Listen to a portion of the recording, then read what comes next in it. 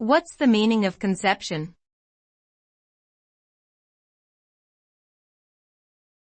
Conception.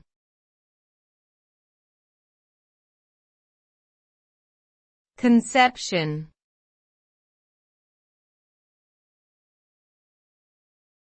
Conception.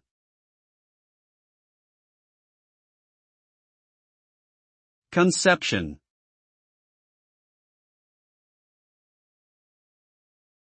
The term conception refers to the moment when an egg is fertilized by a sperm, resulting in the formation of a zygote.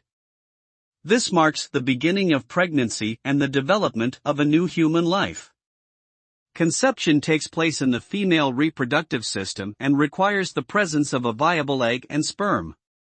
Successful conception can result in the birth of a healthy baby, while unsuccessful attempts can lead to infertility or other reproductive issues. Overall, conception is a crucial step in the process of reproduction and the continuation of the human species.